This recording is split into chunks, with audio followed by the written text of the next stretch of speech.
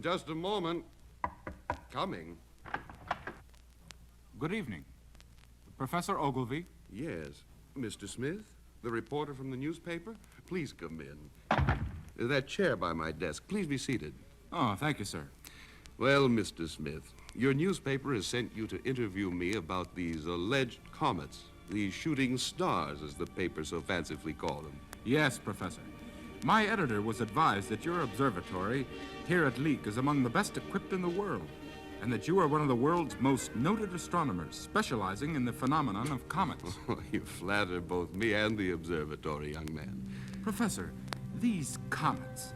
As you know, there have been several respected astronomers who have issued statements that they think these things are not comets at all, that they might represent some sort of interplanetary artillery fire. Yes, and the tales make fine headlines in the news. The famous bombardment from the planet Mars theories. I won't say my various scientific colleagues are wrong. Anything's possible in this incredible universe of ours, but bombardment from Mars? Well, no. In my opinion, there's a more plausible explanation. I admit those strange flying objects are not comets. Personally, I think they represent a new type of cosmic debris. Debris from a series of gigantic gaseous explosions that occurred on the surface of Mars a little over 2 years ago in 1894. The first which I observed took place precisely at 11:32 p.m. on the night of June 12th, 1894. 2 years and 2 months ago. Professor, how many explosions did you personally see? Well, the French astronomer Laval has reported that he saw 12. I saw only 10, one each night for 10 nights in a row. Could not the very regularity of occurrence show, as Laval has stated, that the explosions were purposely set off like the firing of huge cannons? Cannons, Mr. Smith, would mean that there is life of some sort on Mars. And most astronomers, like myself, doubt that that's true.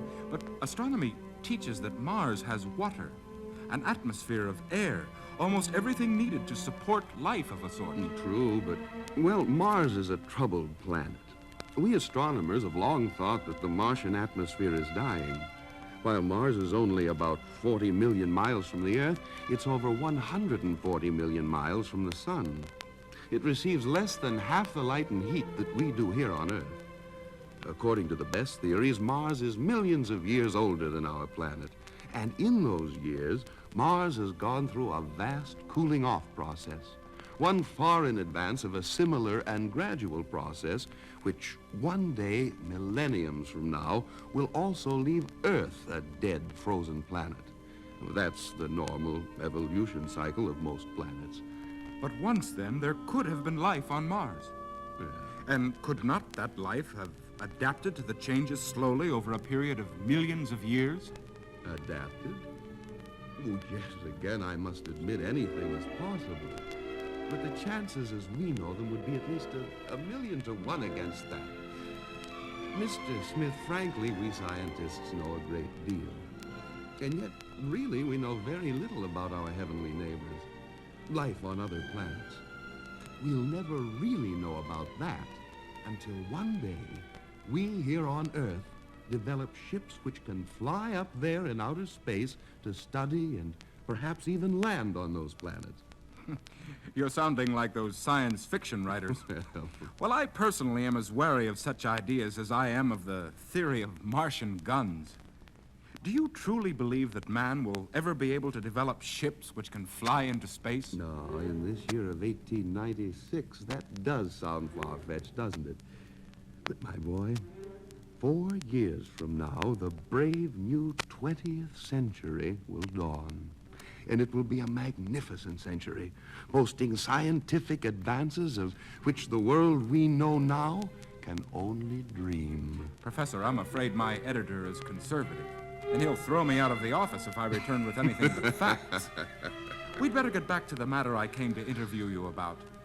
These objects flying out there in space, are they very near the Earth now? Yes, quite near. We here at the observatory have had difficulty tracking their speed properly. But the objects should reach Earth's atmosphere, according to my calculations, within a week.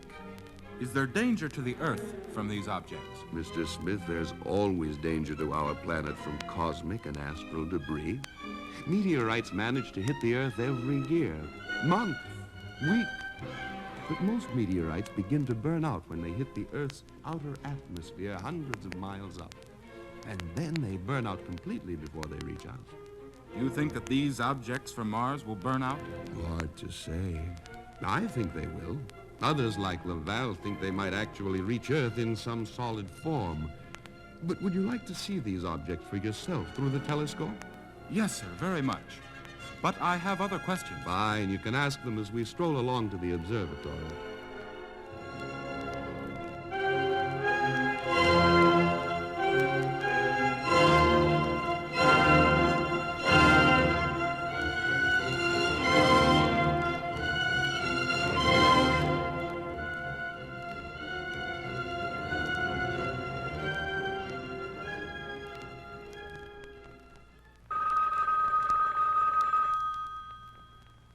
Jerry, the telephone. Will you get it? Right, Mary. Hello? Mr. Smith? Yes? This is Professor Ogilvy. I phoned as I promised I would once I had word. The week is up. One of those flying objects from Mars did get through the atmosphere. It crashed a few minutes ago near the town of Woking. I thought you might want to help me examine it. Was it the object that caused that strange green light in the sky a few minutes ago? Yes, it was like a thin line of green flame that streaked across the horizon for several seconds at an incredible speed. With luck, I can reach Woking by horse and buggy in 2 hours. Fine. My trip will take me almost that long. There's a crossroad a mile north of the town. We'll meet there. Right. Thank you. See you there. Mary, that was Professor Ogilvy. One of those Martian things I've been writing about has just crashed near Woking. I'm going to meet him there. Jerry, must you go? Will there be danger? Danger? From a fallen meteorite or whatever? No, I don't think so, dear. Besides, think of the story. Sorry you married a reporter? No, darling. But well, can I get you anything before? Just my jacket here is all I'll need. It's warm tonight. Now, you go to bed early tonight. Kiss before I go? Yes, darling. Please be careful. Right, dear. Bye.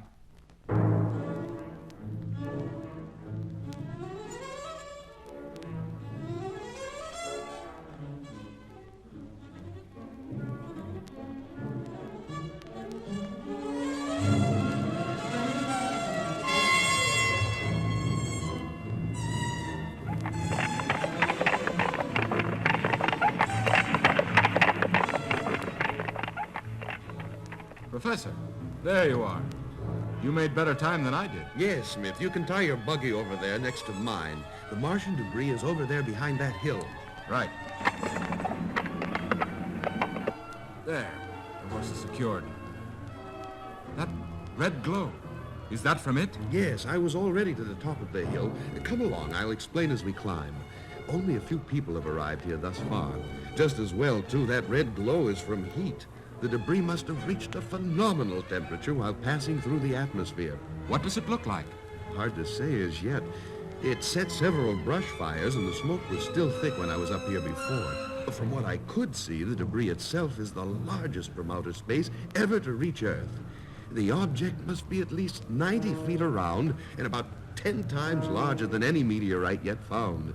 The hole or crater it tore open is at least 300 feet across, perhaps 50 feet deep. But you'll see it in a second now. That rock ledge just ahead's a good point from which to watch it. Good heavens. It is enormous, isn't it? Yes. And now that the smoke has cleared somewhat, I must say that it looks very strange indeed. That's no simple cosmic debris, Smith. The shape, it's too smooth and perfect. Yes, it is clean-lined, isn't it? Yes. Like a perfect cylinder. And a cylinder which seems to have been forged in metal. Listen.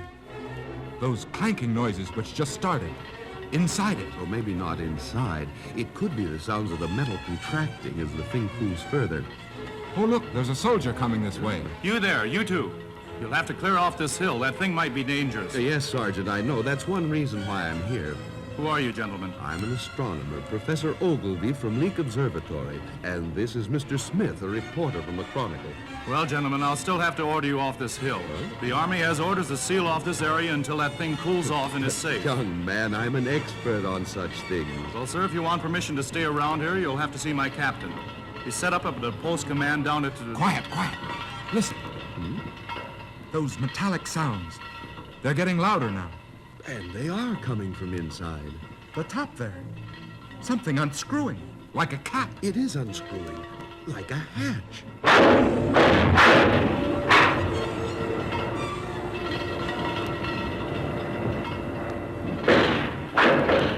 Smith, this could be a ship from Mars. A ship from Mars? Are you crazy? Sergeant, that unscrewing top, it's quite clear now.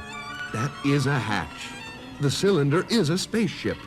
And the fact the hatch is opening means that there's someone or something alive inside it. Oh, my Lord, the poor devil's probably roasting alive. The top is off. It's falling into the pit.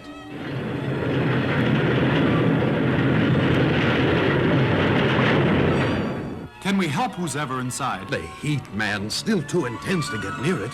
Professor, what is that crawling out of the hatch?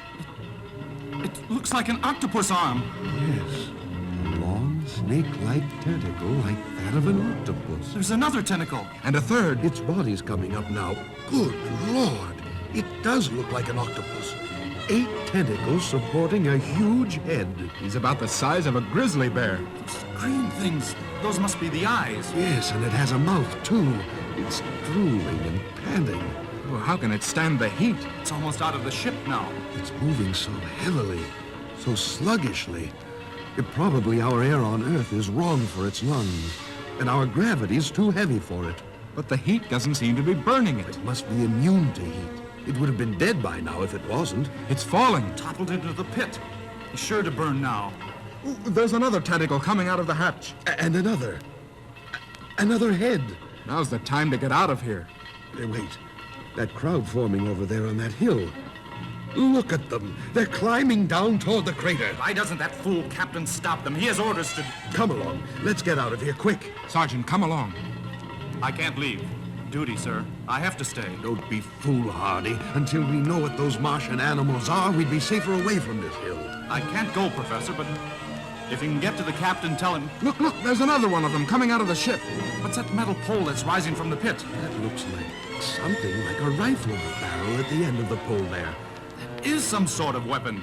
And it's aiming toward that hill, toward that crowd.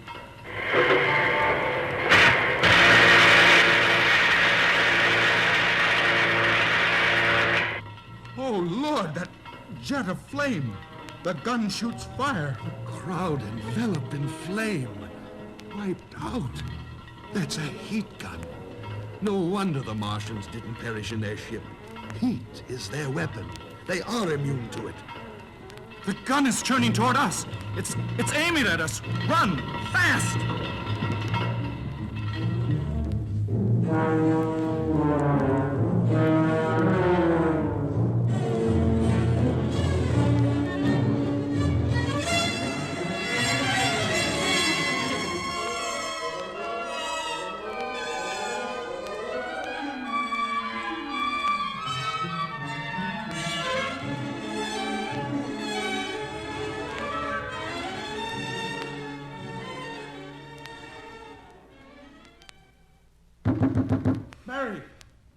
Mary, open up in heaven's name, hurry!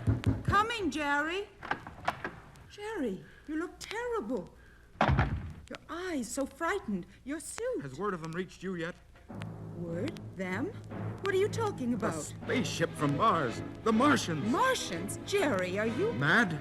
No, I saw it with my own eyes. I met Ogilvy. One of the things he thought last week was cosmic debris. It was really a ship. A spaceship from the planet Mars. And there were things alive in it. Things alive? Yes, Martians. Some sort of reptile-like animal from Mars. And those terrifying things, They have a gun that can burn a man up in a great flare of fire within seconds. What's worse, if Ogilvy is right, all those other explosions on Mars 2 years ago mean that other ships are on their way. Almost as if the Martians were carrying out a planned invasion of the Earth. Invasion? Oh, Jerry, you better sit down. No time to sit now. We must get away from this area. I lost Ogilvy back there somewhere in the confusion, but I managed to get our horse in the buggy. As I raced here, the Martians began shooting into the fields around them at long range. All around me for at least 3 miles, fires sprang up in the brush and forests. I saw perhaps 20 people killed back there. Wherever the news is spread, there's panic. What about the army? Oh, they'll probably bring up heavy artillery as soon as they can. But meanwhile, we'd better get away from here. The Martians are still in that pit. Ogilvy thinks that our Earth's gravity makes them too heavy to climb out. But if they do get out, they're only a few miles from here. I must get you to your brother in the city where you'll be safe until these monsters are wiped out. Now you pack a few things. Just what you need. Who could that be? Open up, it's Ogilvy. Professor, thank God you're all right. A neighbor directed me to your house. Oh, excuse me, Mrs. Smith? Yes, my wife. Mary, this is Professor Ogilvy. Please come in, Professor. No time for that. I don't think we have any time to spare. Some of the Martians are out of the pit. Oh, no. How? I didn't see it with my own eyes, but an army officer I met on the way had a report that the Martians had erected some sort of machine, or several machines, to carry their heavy bodies. He said that the machine carried them out of the pit, and they're spreading through the countryside. Smith, my buggy broke down a half-mile back. Can I come with you? Certainly, Professor. I'm taking my wife to Northfield, to her brother's. Good. Mrs. Smith, don't trouble to take anything. Just get a shawl. We must get out of this area.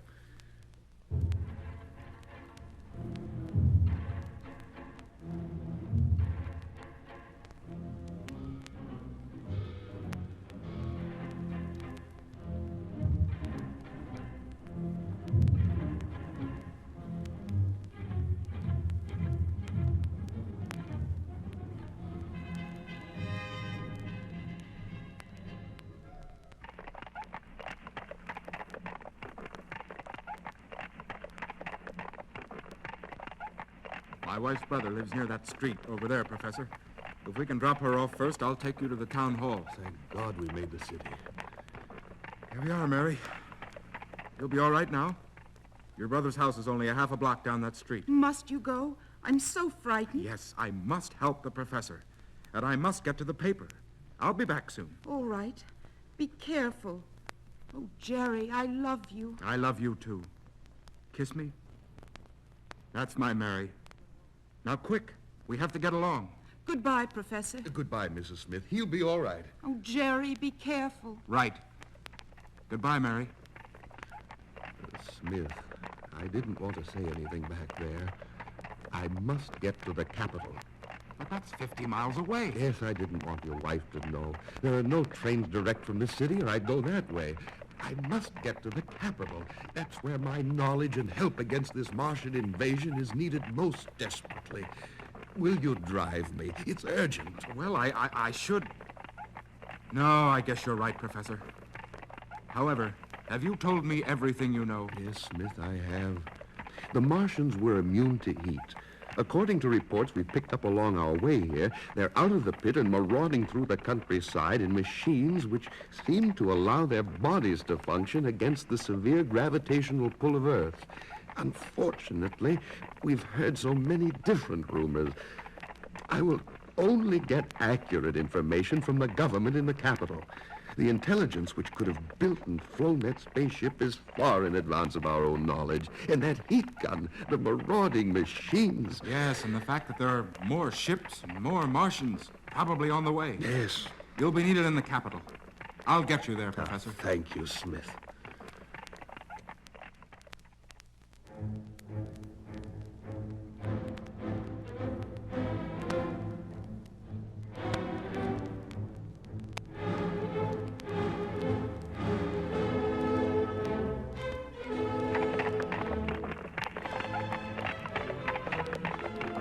We've been on our way 3 hours now, Professor.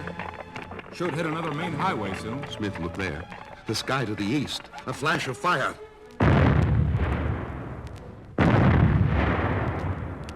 Explosions.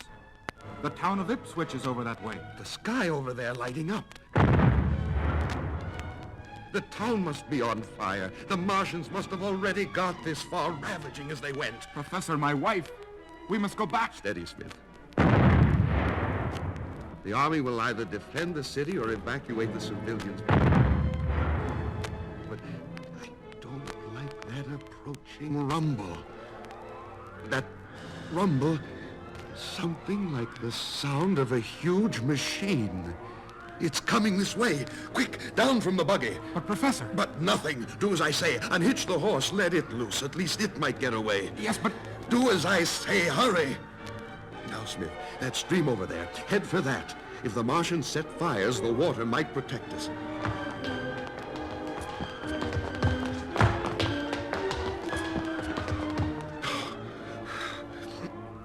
Out of breath, but we've made the stream.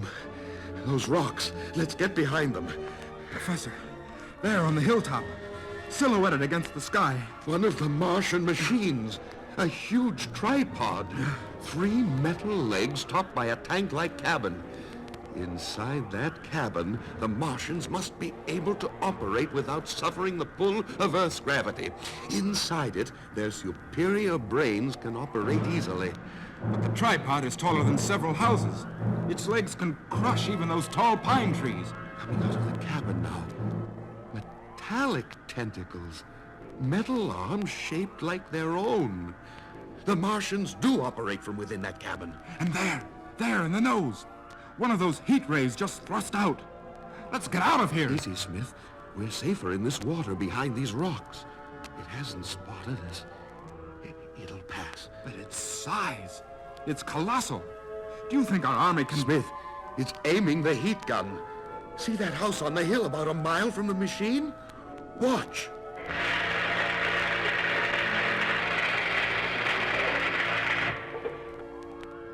Oh, a direct hit. And from a mile away. Terrified. Smith, it's turning. I think somehow it senses we're here. Water or no, we must run. We're far enough away. We might make it. Run! Professor, there's a cave over there. Head for that.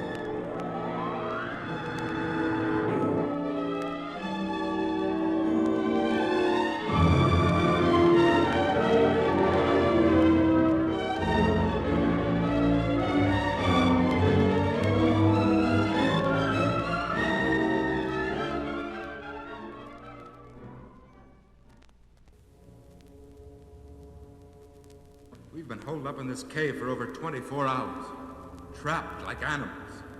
What do you propose to do? Do, Smith? Hard to say. Those machines will probably only stay in this area a while longer, and then they'll go on to destroy more. Oh, dear Lord. I wonder what's happened to Mary and her brother. The government's probably brought up troops. They might have found a way. Are you mad, Professor? Simple cannons against those machines? That heat gun? No, they wouldn't have a chance. Quiet. There, at the mouth of the cave. Sounds. I can just see outside. It's all right. It's a soldier and a boy. Hurry, let's help. Soldier, here. There's a cave. Who's there? It's all right. We're men, too. Get in here, both of you. It's all right, son. Come along. Thank you, sir. Why, it's the sergeant from the crater where the Martian ship fell. Oh, I recognize you too now. You were at the crater when they got out of the ship, the professor and the reporter. Right, Sergeant. Is the boy all right? How are you, son? Tired, sir, that's all. Oh, he's all right. Pretty brave lad, too, for a 16-year-old. He's a clever one. Half the time it was him who got us through the patrols of those killer machines. But how did you get here? They've been all around us for a day. Well, they're passed on from this area now. They seemed to rendezvous in a body about an hour ago on a plain a mile back. Now they're marching en masse toward the capital. The capital? Yes. They've destroyed every town and city for about 30 miles round. Oh, dear God. Mary! She might still have gotten away in time, Smith. What else, Sergeant? Well, there's no stopping them. Back there at the crater where we were that first night, after we all ran down from the hill, I found the boy. We hid behind rocks on another hill for a while. Then more troops came up. Yes? The boy and I began to climb down to join them. They had the heaviest of artillery, but before we got far, those Martians things got their fire gun in action. It was like a taste of doomsday. In 3 seconds, 4 batteries of heavy cannon were burned to a crisp by the fire, just vanished into smoke. The boy and I crawled into a hollow.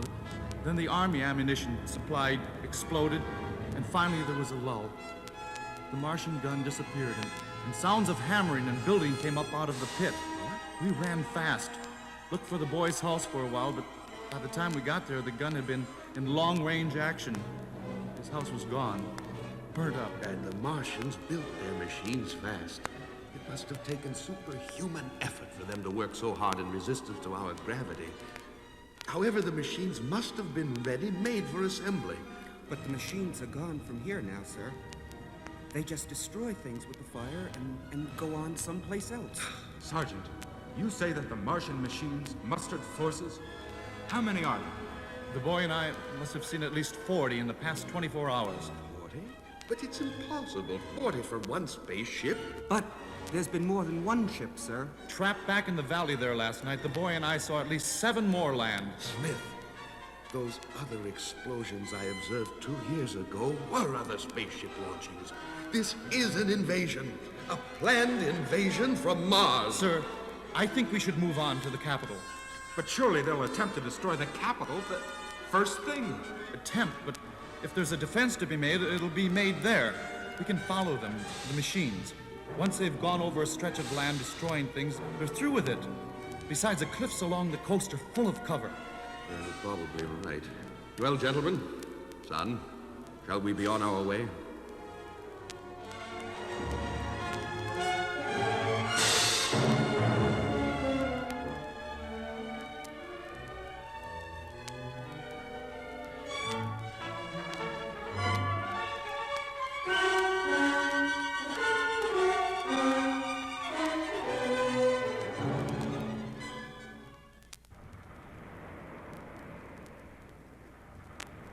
You were wise to suggest this approach to the capital, along these cliffs by the sea, Sergeant. Yes, sir.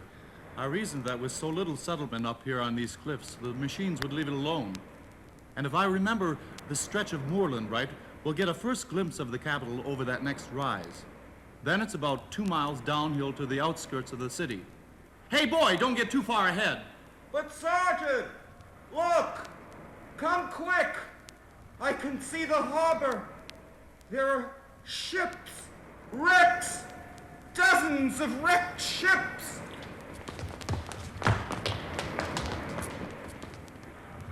Good Lord.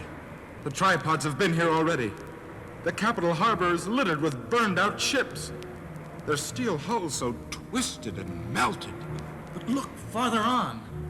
This city in ruins.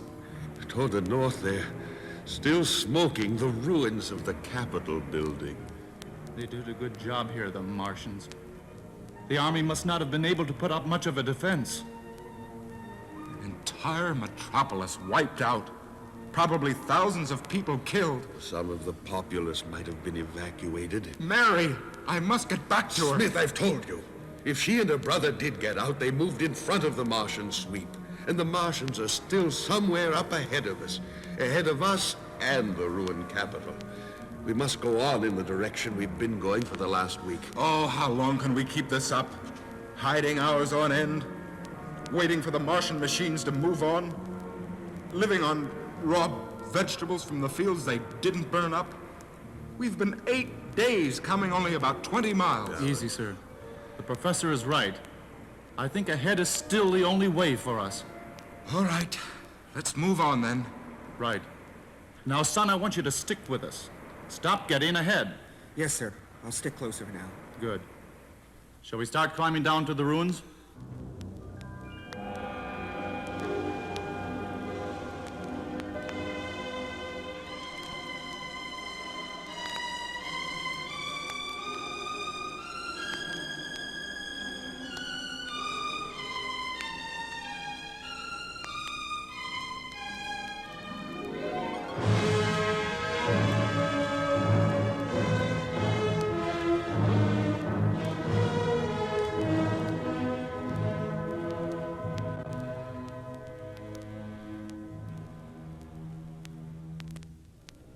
think a week ago these ruins were the buildings of one of the greatest cities on Earth, the capital of a great nation. That great heap of ash and broken stone ahead. I think that was the Hall of Justice building. The Martian fires were pretty thorough. The ash is still smoking in places. But there are some buildings which seem fairly undamaged and intact. The boy, get him back. Those bodies down that street, he shouldn't see such things. It's all right, sir. I've already seen them. And almost as bad. Already. Back there. I think we should try to find food in one of those houses that are still pretty much untouched by the fire. Look! There's a man. Over there. Coming this way. He's dressed like a minister or a priest. Poor man, he doesn't seem to see us. He looks dazed, shocked. But he's still coming toward us. Are you all right, sir? Yes, I survived. I was knocked unconscious by some falling beam in the parsonage. It didn't burn, but my church is in ashes. Oh, I must have been unconscious for hours. Oh, the city was swept by those machines, those awful creatures everywhere. The earth has been given over to them. Man is lost. Easy, Reverend. It's the shock. You'll be all right. Whose mind could stand this desolation, this destruction? Thousands killed, great cities in ruins. Quick! Up there in that park on the hill. A tripod just moving into view. A Martian returning. That house there, let's get inside. It's not too badly damaged.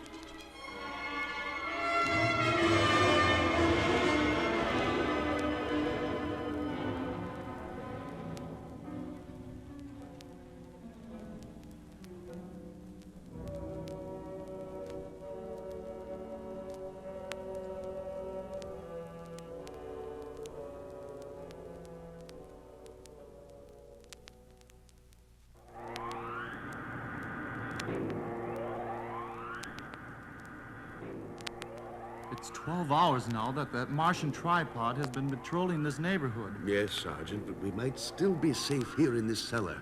Until it goes away. You mean if it goes away? Boy, open the door a crack again and see if there's daylight up there yet. Yes, sir.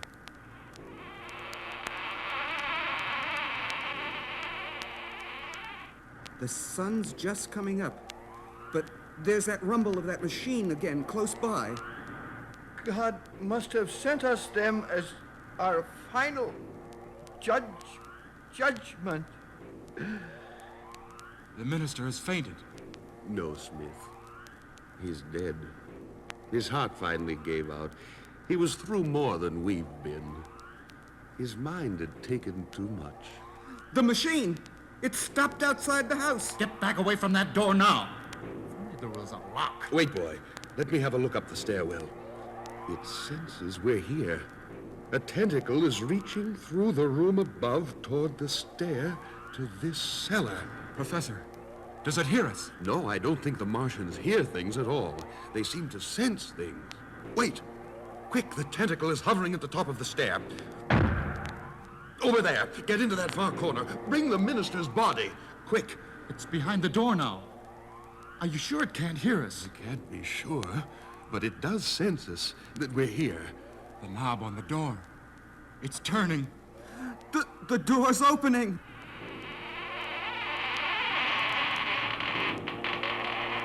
Down, everyone. Flat on the floor.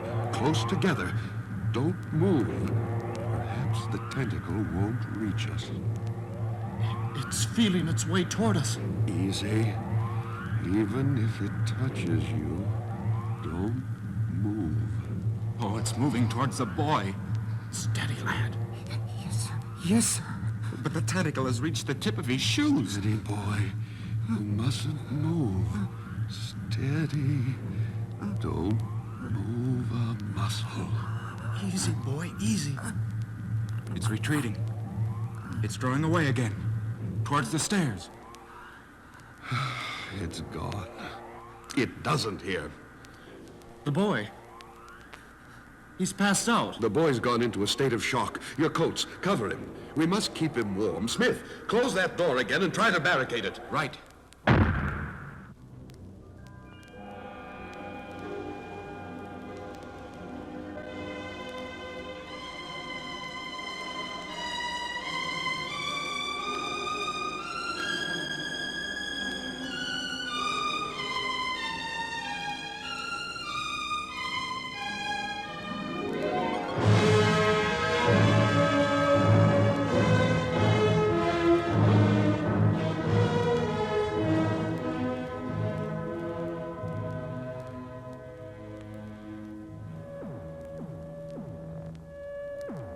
Feeling better, son?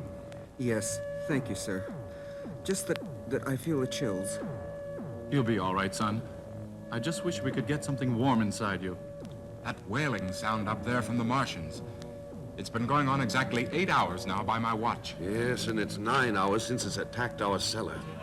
And you still haven't figured out what the wailing could be, Professor? Me? No, I haven't figured it out. This whole series of events is now beyond any knowledge I possess. Beyond the worst nightmares my mind could ever have conjured up. Once, like most scientists, I was cocksure of the scheme of life, of ordered patterns, of the slow, steady acquisition of knowledge.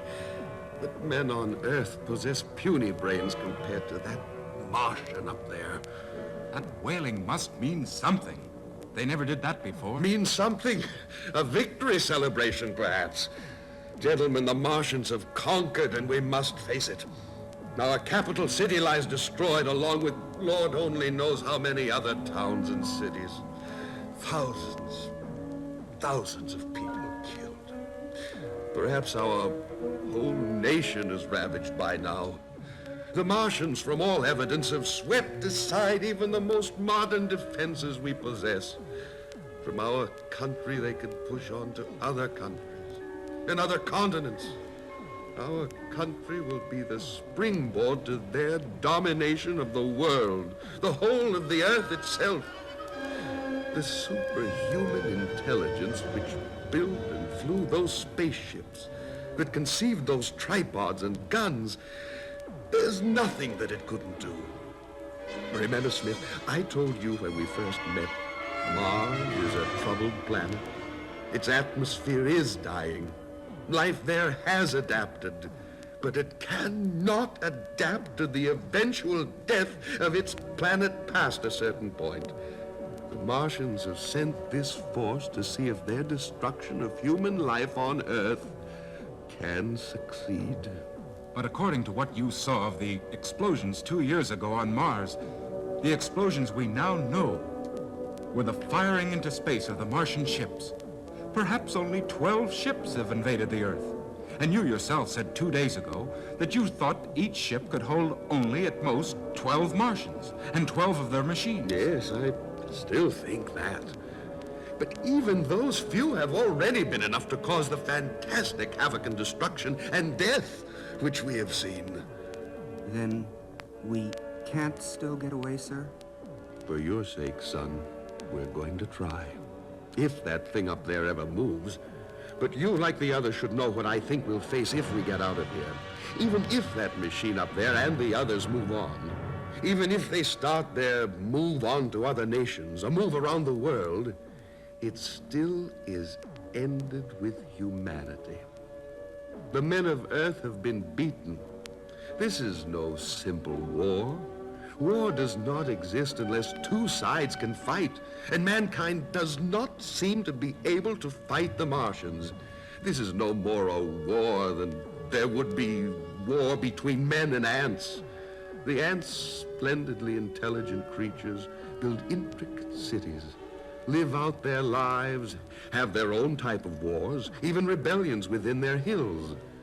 But then men come along and decide to destroy that hill, that little world of the ants. And sometimes simply with a stick, sometimes with his foot, man does. In this case, we are the ants and the Martians are the men. Will the Martians ever show us mercy? Do you think they'll spare some of us? From what I've seen, I doubt it. If they follow their pattern, they'll destroy every human being they encounter, and all our weapons, our cities, our ships, our railways.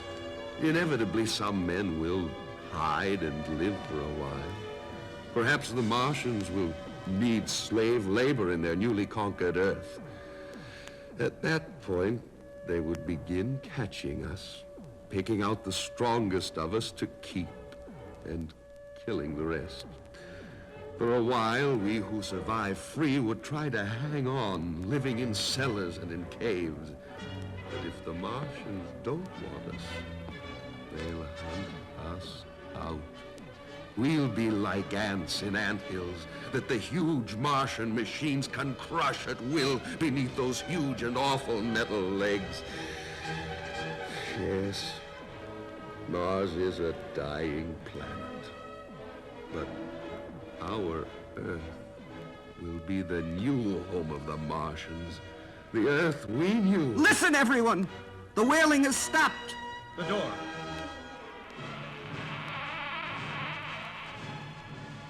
I'm going up to see. Careful. Keep back till I can see something. It's all right. Come up. The tripod is here all right, but the Martian, it's hanging out of the cabin. It's dead. It does seem... it is dead. And up there in that park, on the hill, another machine. Yes. There's another of the Martians hanging half out of the cabin. Dead, too.